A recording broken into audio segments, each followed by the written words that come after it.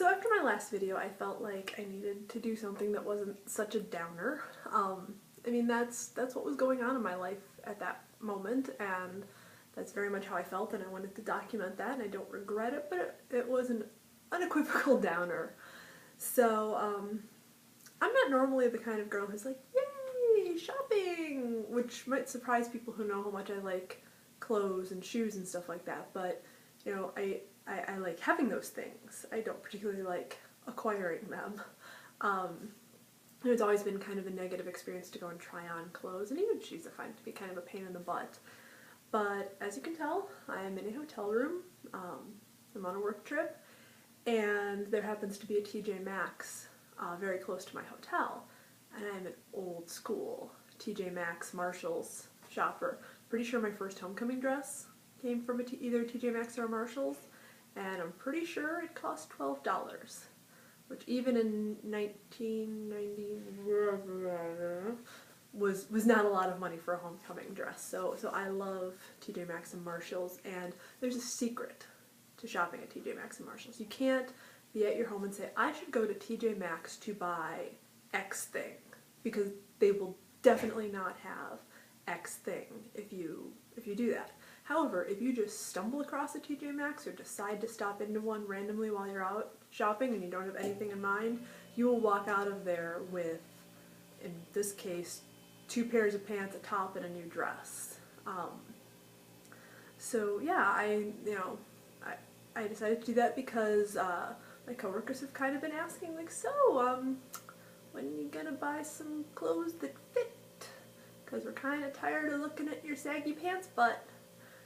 They don't actually say that last part, my brain just fills it in, because my pants are very saggy in the butt region. That's where all the sag seems to go, so I look like I'm wearing a diaper. My butt looks nice now, so I would like to not have that look anymore.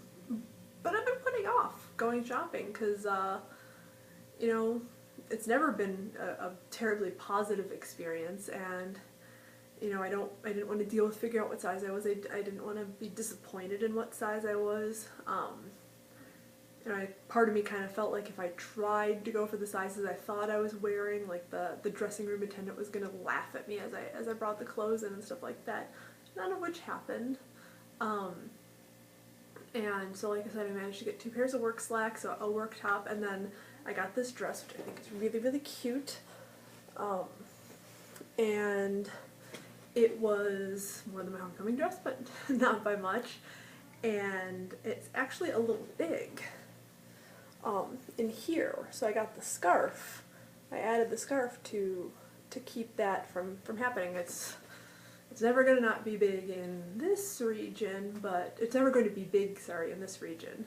But the under that region, it's quite a bit loose. So this made it look a lot better.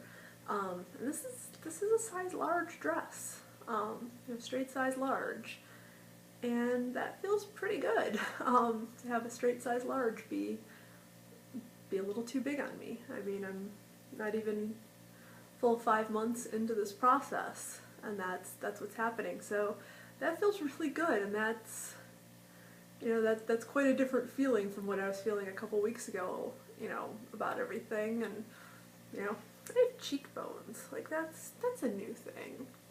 I think I noticed that a while ago that I was starting to get that, but I really have cheekbones, and that's nice and interesting. I also have hip bones, which is new and different. You know, the hair thing's still going on. I'm starting to do some different hairstyles that I think will help with that while it's still a process. I found something for kind of going out on weekend hairstyles that, you know, honestly, I don't think my hair could have done while it was at its thickest. I have a lot of hair. It's not very voluminous, but I have a lot of it, and one of the reasons it's not very voluminous is it weighs itself down. So now that I have less hair, I can do kind of more voluminous, poofy styles because, you know, there's less of it to collapse in on itself.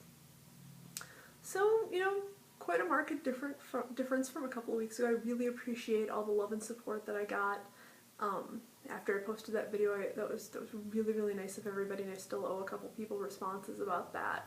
You know, I got some sweet emails. My husband had people send me pictures of cute baby animals the day after that, and I really appreciate everyone who did that. Thank you.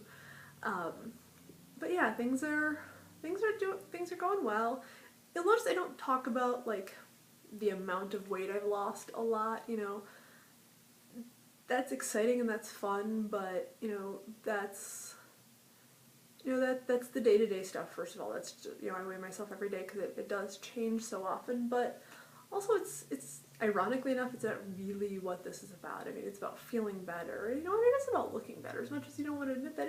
You know, I feel better, I look better, you know, everything like that. The number is just a number. It doesn't really matter. I mean, I'll talk about it when I reach other big weight goals, but you know, I don't really feel like it's important at this point to talk about straight numbers. I mean, my goals are going to be very different from somebody else's goals, you know, based on starting weight, based on body type, everything like that. Somebody could, you know, lose a lot less weight than me and look, you know, have a much more drastic change than I've had, and somebody, you know, anything's a possibility, so I don't want to focus too much on that, but, you know, things are going really, really well, and I'm really happy with things, so I hope you're having a great